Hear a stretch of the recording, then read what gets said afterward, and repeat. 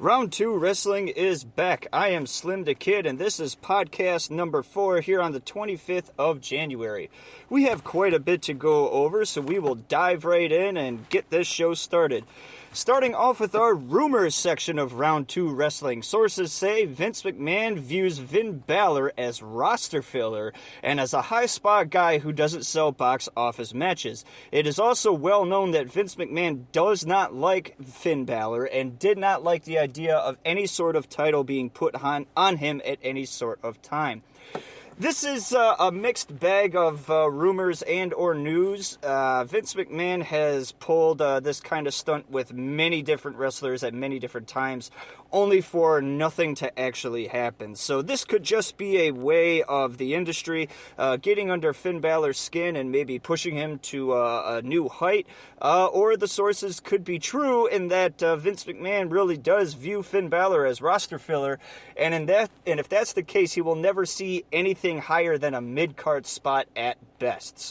But these are rumors. We don't know if they're necessarily true and should always be taken with a grain of salt. PWInsider.com announced Peter Avalon, Marco Stunt, Brian Cage, and Joey Janela AEW contracts are set to expire.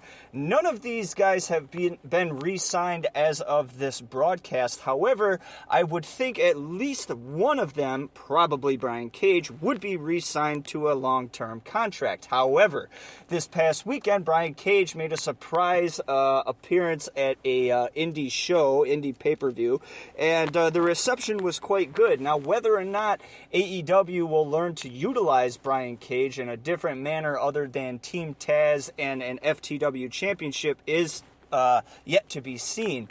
But out of this list of people, I would believe that the first three, Joey Janela, Marco Stunt, and Pretty Peter Avalon, would definitely be on the chopping block. But again, only time will tell. Impact Tag Team Champions The Inspiration will not join Impact Knockouts champion Mickie James at WWE Royal Rumble. The current Impact Tag Team Women's Champions were actually former tag team competitors in the WWE and were cut.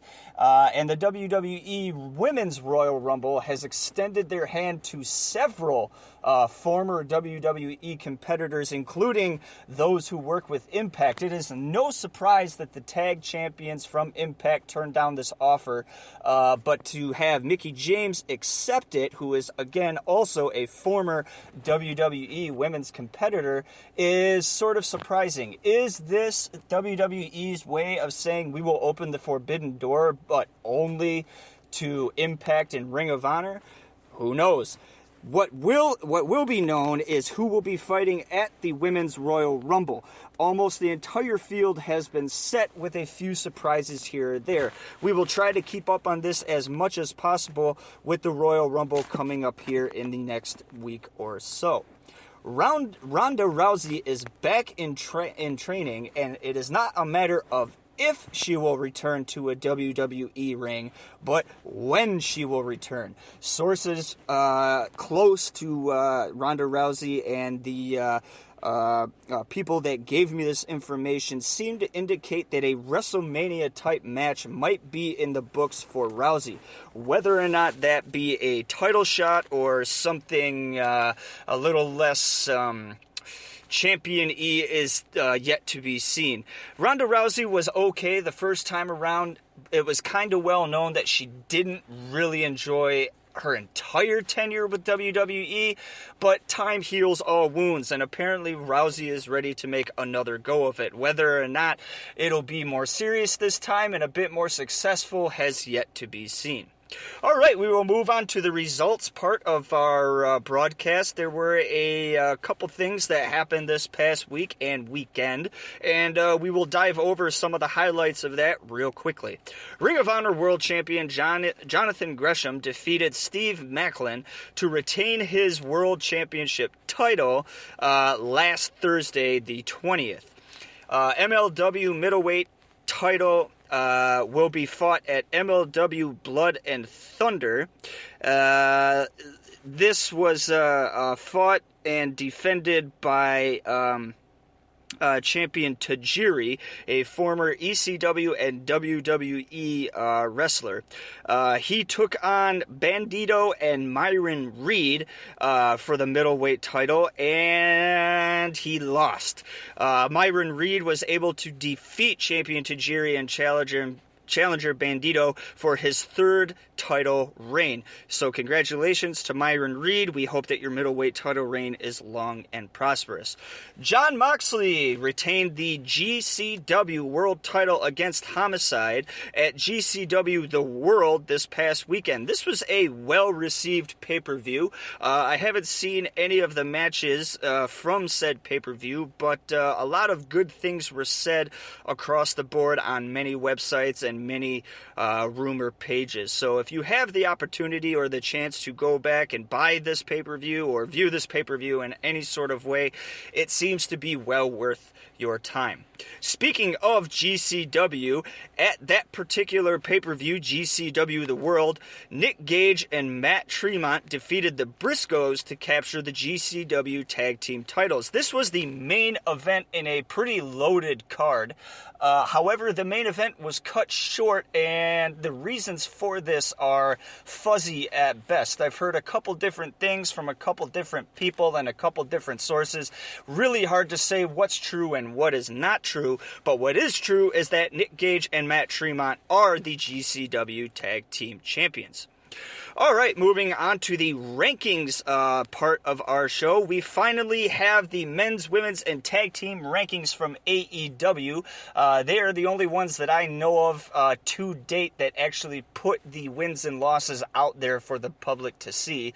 And we will go over the top 5 from each division here in 1 second.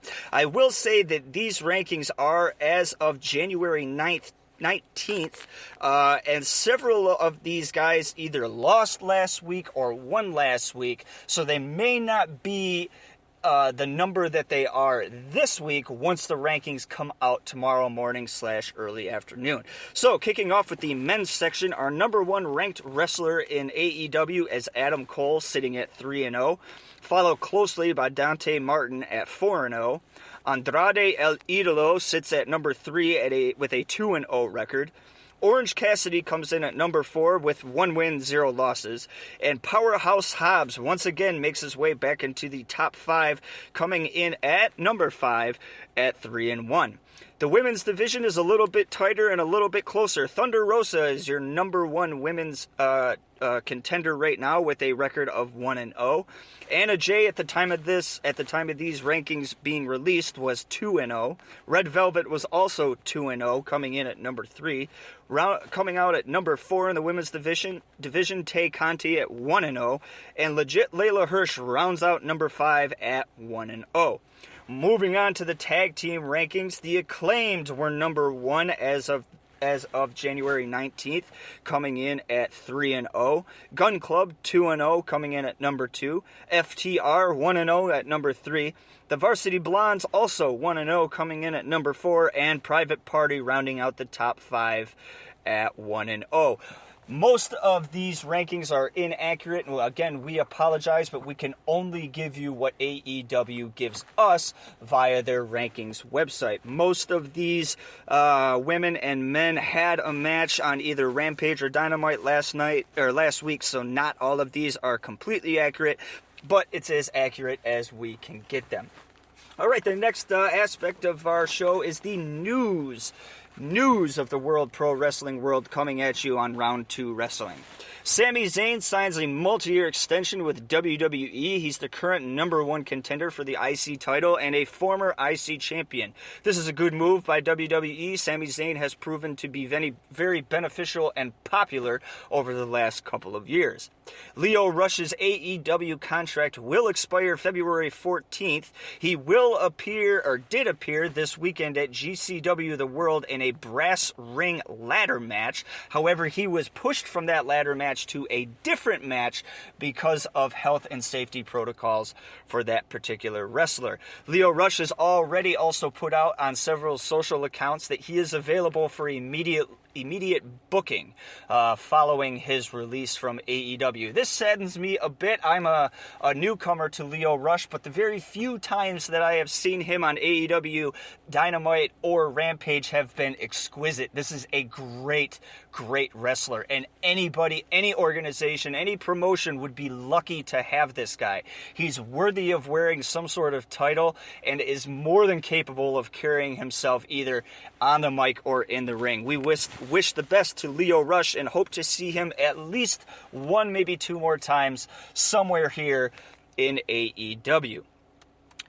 And New Japan Pro Wrestling cancels the remainder of its events for January due to COVID-19 being an outbreak in Japan.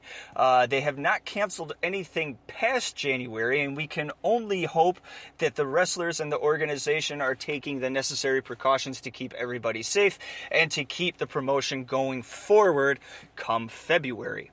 MLW Super Fight will be main evented by Davey Richards challenging world champion Alex Hammerstone February 26th. This will be a pretty good match. I'm not too familiar with Major League Wrestling other than they are sort of up and coming and are really popular with the Latino community. So one to definitely keep an eye on, and we will keep you updated here on Round 2 Wrestling as much as possible. Rounding out our news section of Round 2 Wrestling, PW Insider reports Undertaker will be at the Royal Rumble to support his wife, Michelle McCool. There was another older generation wrestler also mentioned to be coming back for the Royal Rumble or WrestleMania. It will be interesting to see if they try to book the Undertaker for another WrestleMania match, and who will it be against? Or is he simply there in a supporting role to support his wife in her endeavors while she makes her run through WWE? Our match of the week is a WCW World Heavyweight Championship fight that featured champion Big Van Vader taking on challenger Ron Simmons December 30th, 1992. Simmons would defeat champion Vader via pinfall to become the first African-American WCW World Champion. Simmons' reign was 5 months, successfully defending against Cactus Jack and the Barbarian. Simmons would later drop the title to Vader in a rematch a few months later. This was a great match and is for free to be viewed on YouTube. I strongly recommend you take the time to go watch this match. We do have a ranking system here at Round 2 Wrestling, and this particular match got 4 out of 5 bells. Very, very good, a classic, and one that is to be viewed and risen to new heights because Ron Simmons was able to capture that championship and become the first African-American WCW champion. So once again, take the time to go back and watch that if you can. All right, finishing out our show, we have our Michigan highlight. This is the part of the show where I take the time to say a little something about one of my favorite wrestlers from the state of Michigan or a promotion. This week, former X Division champion Chris Saban, currently signed to Impact Wrestling, is the topic of conversation. Saban is a former Ring of Honor Tag Team Champion, TNA Tag Team Champion, and a former TNA World Champion. A native from Pinckney, Michigan, just a few towns over from where I live, Saban turned pro in the year 2000, wrestling for Scott D'Amore and amazing Nate Matson of Can-Am Wrestling, Border City Wrestling, MXPW, and several others. A global talent, both as a single and talent and tag competitor, Round 2 Wrestling hopes another world title reign or tag team run is in the books for this very talented man from Michigan. All right, that concludes Round 2 Wrestling. I want to thank you for taking the time out of your day to listen to this, and we look forward to bringing you more information next week at the same time on Round 2 Wrestling.